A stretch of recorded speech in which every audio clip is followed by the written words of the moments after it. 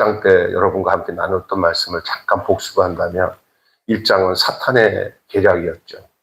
사탄의 계략이 뭡니까? 번식하지 못하도록, 그리고 이스라엘 백성들이 아기들이 잘 나는데 그 잘나지 못하게 여러 가지 이 모양 저 모양으로 사탄이 전략적으로 찾아왔으나 하나님이 다 그걸 무력화시켰어요. 특별히 산파들까지도 하나님이 검령하셔서 그들이 자녀들을 낳는 것에 대한 그 모든 것을 하나님께서 다 막으셨어요.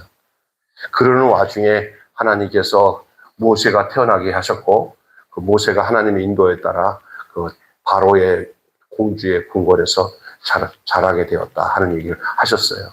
그런데 모세가 40살 되어서 이제 어디 갔어요? 그 히브리 백성들이 노예로 일하고 있는 현장에서 억압당하고 고통당하는 거 보고 의분을 참지 못해서 그 애굽 사람, 채찍을 때리고 있는 그 애굽 사람을 손으로 쳐 죽였어요.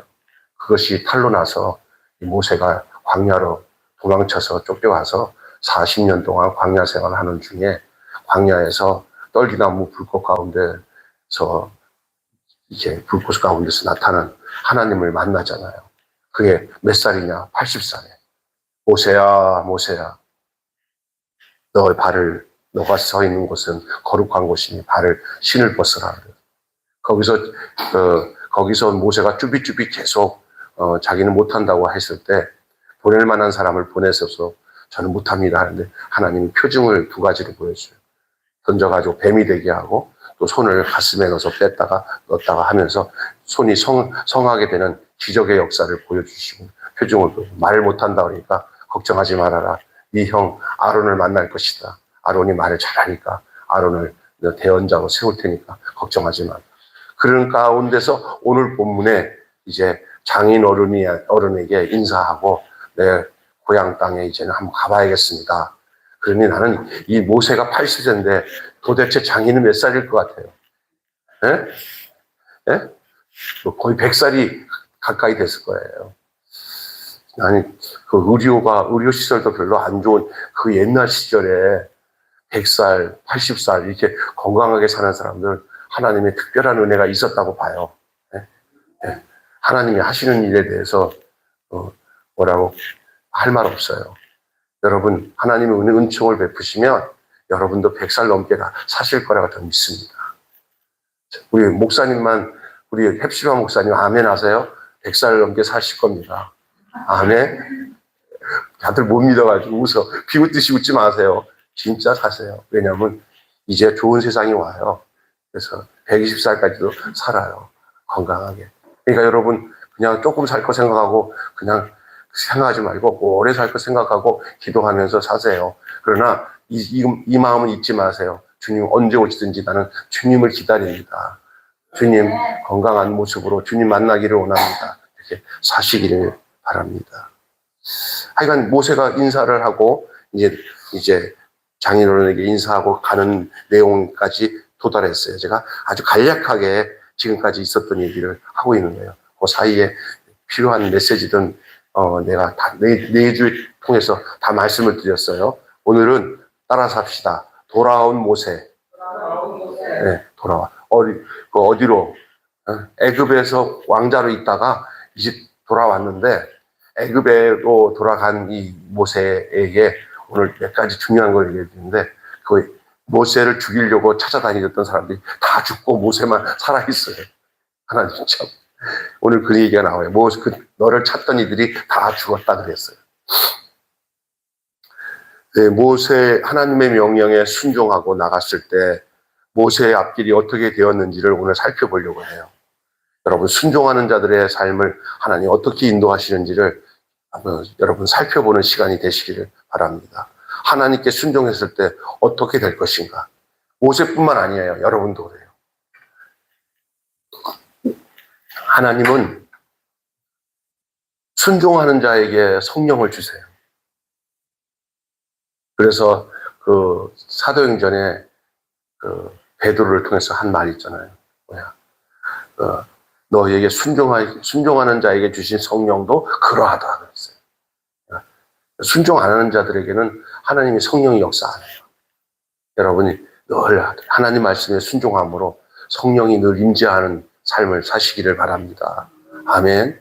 그래서 첫째로 하나님께 순종하고 나가면 우리 길을 형통하게 인도해 주신다고 말씀하고 있는 겁니다. 그게 몇 절이냐? 18절 잠깐 비춰주시고 19절 이렇게 두 구절을 한번 저 앞으로 목사님 돌려서 한번 앞에 있는 화면 보고 읽어보겠습니다. 시작. 모세가 그의 장인 이드로에게 돌아가서 그에게 이르되 내가 애굽에 있는 내 형제들에게로 들어가서 그들이 아직 살아있는지를 알아보려 하오니 나로 가게 하소서. 이드로가 모세에게 평안히 가라 하니라.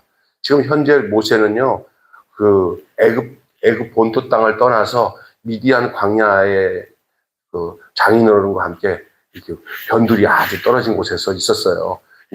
이제 그 바로가 있는 애굽성, 애굽 궁궐이나 그 애굽에 있는 그 많은 그 저작거리까지. 근데 거기 자기 백성들이 거기서 일하고 있고 그럴 거 아니에요. 형제들도.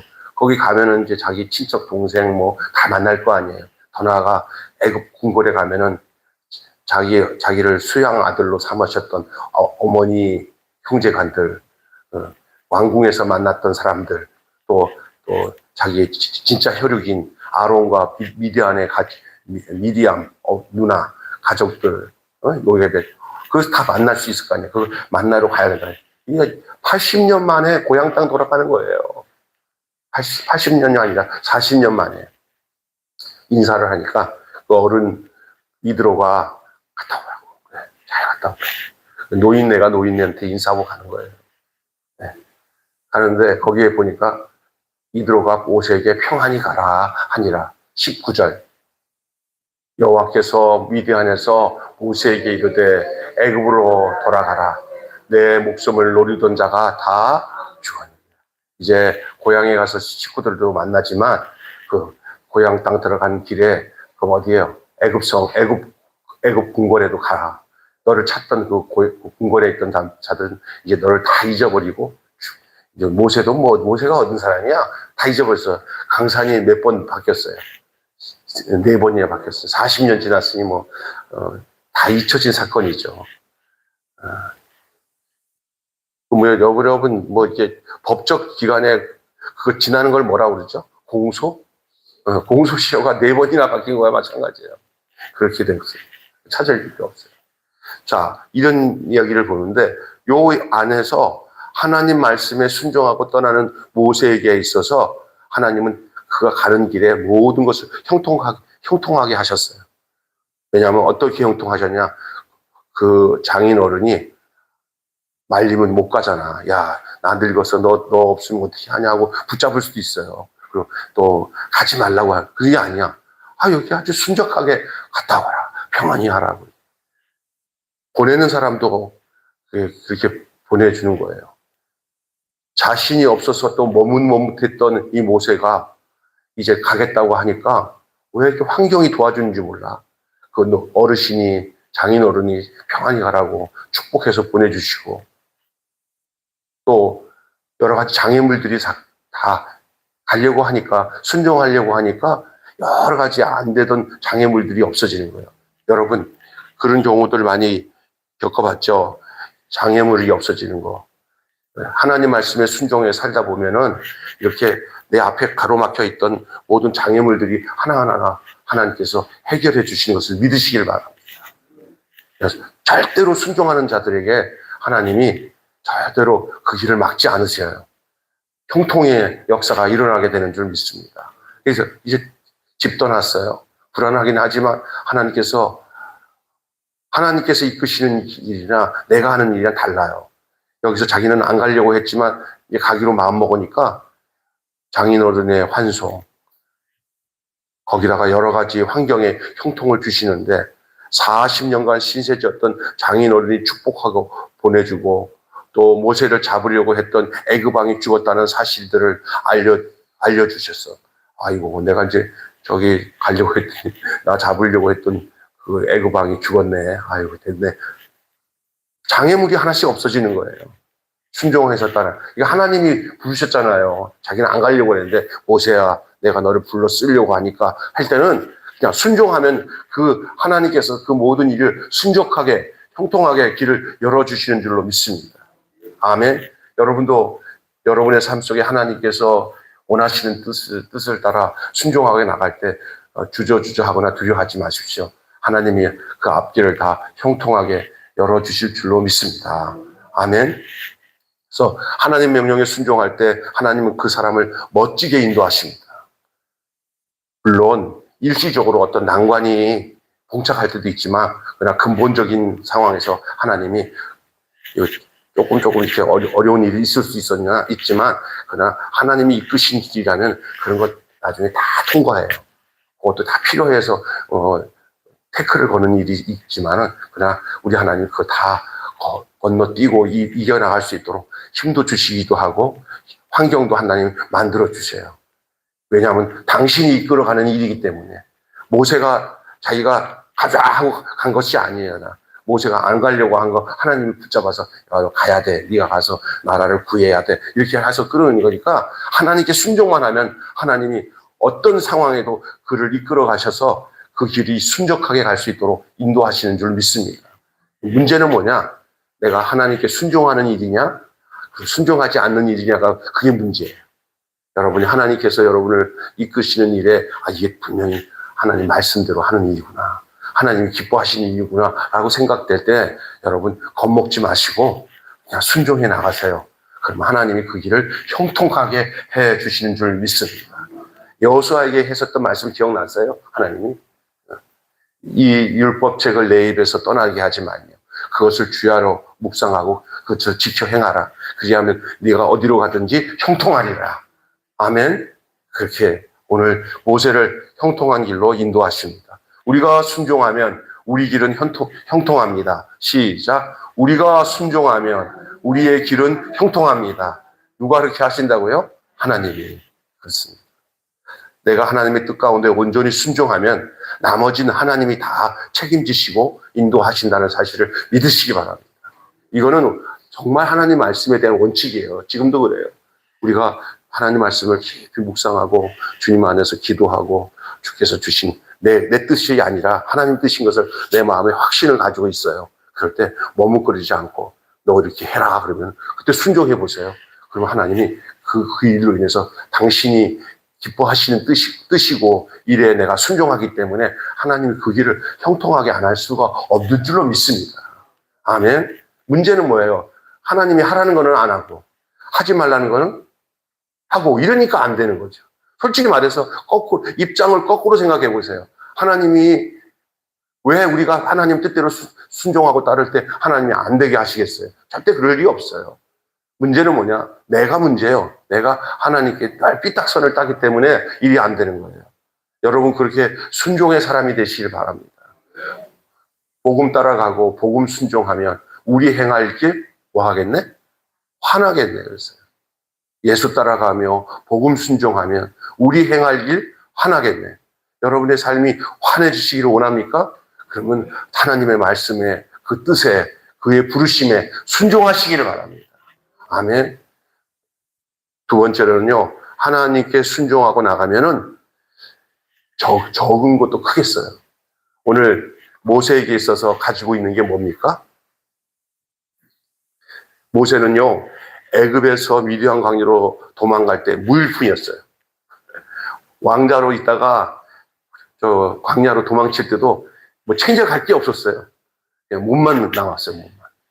단신으로 나왔어, 단신. 거기서 이쁜 아가씨를 만나서 결혼을 했지만 뭐 혼수품도 없어요.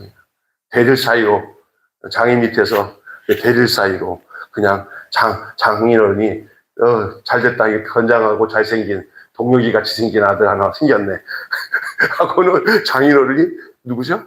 그냥 무일푼으로 온 누구죠? 모세를 자기 아들 삼아서 광야에 있었어요. 무슨 얘기인지 아시겠어요? 그런 상황이에요 지금. 그러니까 가진 것 없지, 다 없지. 없는 거예요. 그런데 40년 만에 돌아갈 때도 그에게 가진 게 외적으로는 아무것도 없었을 것 같으나 한 가지가 있었어요. 뭐였어요? 뭐죠? 하나님이 준 하나님인데 그 손에 뭐가 들려 있었어요? 그것도 어떤 지팡이입니까? 마른 막대기 같은 지팡이 하나만 쥐고 있어요. 근데 그게 여러분 쏙지 마세요. 아무것도 아닌 것 같은데 거기에 권능의 지팡이였어요. 하나님이 약속하신 지팡이였어요. 그거 하나 들고 있었어요. 예. 돈이 있는 것도 아니에요. 그의 손에는 하나님이 함께 하신다는 그 약속의 권능의 지팡이를 들고 있었던 것입니다. 참으로 작고 초라하고 보잘것없는 지팡이지만 이 지팡이를 가지고 놀라운 일을 이루게 됩니다. 이 지팡이가 바로 앞에서 많은 기적을 베풀 것이고 200만이 넘는 백성들을 약속의 땅으로 인도하는 그 지팡이입니다. 홍해도 가를 때 쓴 지팡이가 그 지팡이입니다. 하나님은 우리가 순종하고 나갈 때 이렇게 말라비틀어진 지팡이 같은 것이라도 그의 손에 들고 있을 때 그것을 통해서 당신의 권능을 일으키는 도구로 쓰시는 줄로 믿습니다. 나 가진 것도 없어. 이것도 없어. 이렇게 생각하면 안 돼요. 내게 주어진 모든 것들을 당신의 능력의 도구로 쓰실 겁니다. 전에는 그럴 수 없었지만 지금부터는 하나님이 함께 하시기 때문에 그 길은 나의 길이 아니요. 하나님이 이끄시는 길이에요. 백성을 구하는 길이에요. 순종의 길이에요. 형통의 길이에요. 할렐루야. 하나님이 우리가 순종하고 나갈 때 작은 것을 크게 쓰실 수 있다는 사실을 여러분 기억하시기를 바랍니다. 우리가 볼 때 크게 보이냐 하는 것이 별 문제 없어요. 가진 재산이 얼마나 갖고 있냐 이런 거 갖고 성공을 이렇게 잣대대고 이렇게 하는데 그건 인간 생각이에요. 하나님은요, 개척하는 어떤 목사가 환경이 좋아서 이렇게 돈도 많아서 교회도 다 져놓고 시설 다 해놓고 하면 나는 그러면 잘할 것 같다가 절대 그렇지 않습니다. 안 되는, 하나님이 함께 하지 않는 사람은 수백억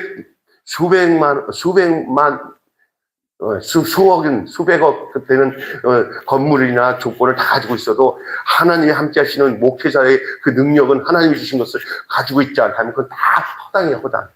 그냥 가마떼기 같이 하나 깔아놓고 천막 걸쳐도 거기 하나님의 권능이 임하면은 하나님이 역사하시는 줄 믿습니다. 아멘. 조용희 목사님 처음 시작할 때 저 불광동에서 천막 쳐놓고 정말 오는 사람들 내가 얘기 들어보니까 오는 사람들 다 정신병자 쓸모없는 사람들이 와 앉아 있었대요. 그런데 지금 세월이 지나서 하나님의 권능이 거기서 임한 거. 지금 대부분 어떤 사람들은 그래요. 돈이 없어서 교회 개척도 못하고 환경이 없어서 이렇게 얘기하잖아요. 그럼 모두가 그 말에 맞는 것 같다고 생각해요. 그리고 또 늘 그래요. 저도 어쩔 때는 있어요. 나에게 저기다가 예배당 하나 크게 잘 지어져서 아파트 단지 막 신도시에 막 사람들이 막 몰려오는 데가 건물 하나 기가 막히게 하나 지어놔봐. 이 김병수가 못할 줄 알아? 요 생각이 망하는 생각이에요. 그거보다 더 우선적으로 가져야 될 게 뭐냐면 하나님의 권능의 지팡이인 줄로 믿습니다. 근데 넌 권능의 지팡이 안 주는 것 같아. 그러니까 맨날 이렇게 지하교회에 있지. 이렇게 얘기하죠. 아닙니다. 그런 게 권능의 지팡이 아니에요. 견디고 이기고 행복하게 목회해 가고 있는 게 그게 권능의 지팡이에요. 아멘. 외적인 걸 보지 마십시오. 내가 설교하면서 내가 웃기다 하는 생각이 들어요. 그러나 그게 아닙니다. 여러분, 힘든 것을 이기고 그것을 기쁘게 여기면서 달게 여기면서 가고 있는 게 그게 권능이에요. 아멘. 세 번째로는요, 여러분 끝나가야 합니다. 하나님께 순종하고 나아가면 더 순종하는 성도가 되기를 원하시는 것이 하나님이 원하시는 뜻이에요. 그러니까 순종할 때 더 순종하게 돼요. 원래 순종하면 너희에게 주신 성령도, 순종하는 자에게 주신 성령도 그러하다 그랬잖아요. 성령은 어떤 자에게 주냐? 순종하는 자에게 주시는 줄로 믿습니다. 그런데 하나님의 명령에 순종하여 애굽으로 가는 모세를 하나님께서 오늘 보니까 죽이기로 작정하시는 거예요. 왜 죽이려고? 안 순종한 게 있었어요. 쫙 순종하는데 아주 결정적인 찰나 순종 안 한 것이 딱 드러나는 거예요. 여러분, 우리가 살다가 내가 죄 안에 거하고 불순종 안에 거할 때 그냥 쫙 잘 나가는 게 그게 복이 아니에요. 하나님이 거기에 태클을 거시는 것이 축복인 줄로 믿습니다. 근데 모세가 갑자기 다 순종하려고 하는데 갑자기 하나님께서 모세를 죽이기로 작정한 거예요. 애굽으로 가는 도중에. 그게 뭐냐고요. 그게 알고 보니까 그의 아내가 그걸 해결하잖아요. 아내가. 야, 기가 막힌 거 아니에요. 이 십보라는 여자가 진짜 복된 여자예요. 모세가 이 십보라가 이것을 순종하고 아내가 대신 순종해요. 그래가지고 그 아들 양피를 베가지고 피를, 요즘 같은 폭용수술이죠. 그 표피를 찢어가고 애가 얼마나 자지러지겠어요. 막 난리 났겠죠. 막 가운데서 막 피가 절절절 흘러요. 그러면서 할례 문제로 하나님 앞에 할례 문제를 행하지 않았던 것들이 그 애굽으로 들어가기 전에 딱 걸린 거예요. 우리의 삶 속에서 결정적인 찰나 그것이 흠이 돼가지고 인생을 망치는 일이 생길 수 있어요. 그때 우리 하나님 그걸 탁 걸어요. 여러분은 어떤 일에 갑자기 이렇게 경고 같은 게 오면은요, 그냥 심상히 여기지 말고 거기에 브레이크를 걸고 난 뒤에 우리 자신을 돌아보는 지혜가 그런 순종이 있기를 바랍니다. 결정적인 게 뭐냐? 너는 내게 속한 것을 증명하라는 이게 너는 내게 속했다는 걸 증명하는 게 뭐냐면 할례예요, 할례. 애굽에 가서 싸우는 문제에 있어서 그 너의 힘으로 되는 게 아니라 네가 내게 속해서 되는 거라는 것을 증명하는 것이 할례예요. 그래서 이 아이에게 할례를 행하는 이 여인에게서 여인이 뭐라고 하냐면 당신은 나의 피난편이다. 그렇게 얘기하고 거기서 죽음이 멈춘 거예요. 잘못했으면 모세도 죽었어요. 하나님이 그 정도로 그 부분에서 엄위하신 하나님이십니다. 그 부분에 대해서 더 순종 잘하기 위해서 우리의 조건을 하나님이 확인하시는 거예요. 그 약속을. 그래서 모세의 삶 가운데서 불순종이 있었던 가장 치명적인 것이 할례를 행하지 않았던 거예요. 이 아들에게 할례를 행치 않은 거예요. 그러니까 여러분, 우리의 삶 속에 가장 약점과 가장 허점과 가장 치명적인 것이 가장 가까이 있는 줄로 믿습니다. 여러분, 대부분 문제가 밖에 있지 않습니다. 내 가장 가까운 곳에 가장 하나님 앞에 불순종하는 조건이 있는 것을 찾아보시길 바랍니다. 그럴 때 우리의 순종이 아주 어렵지 않게 확실하게 가는 거예요.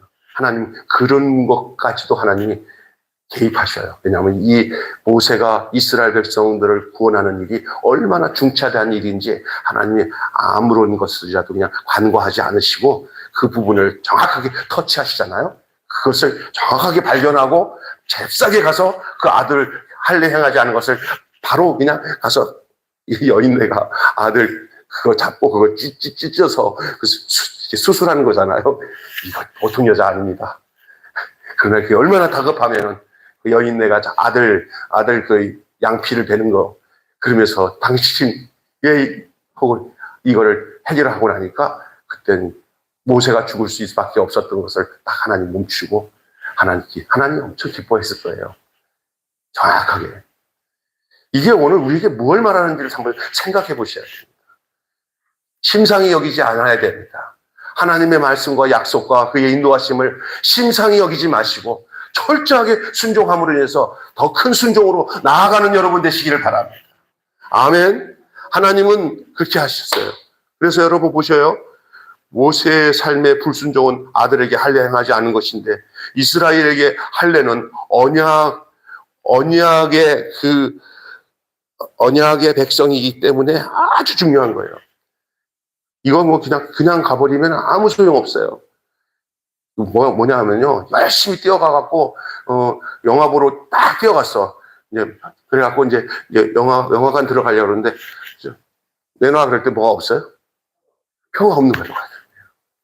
이 할례는 백성을 증명하는 표예요. 기차를 탔는데, 기차를 타려고 하는데, 바로 타려고 하는데, 기차표가 없는 거와 똑같은 거예요. 그만큼은 중요한 거야. 너가 내 백성이다는 거예요. 더구나 모세는 자기 동족의 지도자예요. 그런 사람에게 있어서 이 할례는 더더욱이 더 중차대한 중요한 부분이기 때문에 이 불순종으로 인해서 아무것도 될 수가 없어요. 순종을 위해서는 불순종의 근거를 없애야 됩니다. 순종을 하기 위해서는 불순종의 근거를 없애야 되는 줄로 믿습니다. 그 순종이 바로 할례를 행하는 것이었던 것을 이 십보라가 그대로 발견한 거예요. 나는 그래서 이 모세가 이 십보라 양육을 제대로 한 것 같아요. 십보라를 아내로 삼으면서도 그 할례가 무엇인지 그 의미를 아마 아내에게 밝히 가르쳐 주지 않았다면 이 여인이 어떻게 알았겠어요. 돌아보니까 어이구 큰일 날 뻔했네. 여권 안 챙기고 가는 거야. 똑같은 상황이에요. 여보 여권 가져가야지. 그거예요. 할례를 탁 하면서 여권 가져가야지. 그거예요. 안 그래서 아무것도 도루묵이에요. 다 도루묵이에요. 여러분, 여성의 멋진 모습이 이 십보라에게 담겨져 있는 줄 믿습니다. 아멘.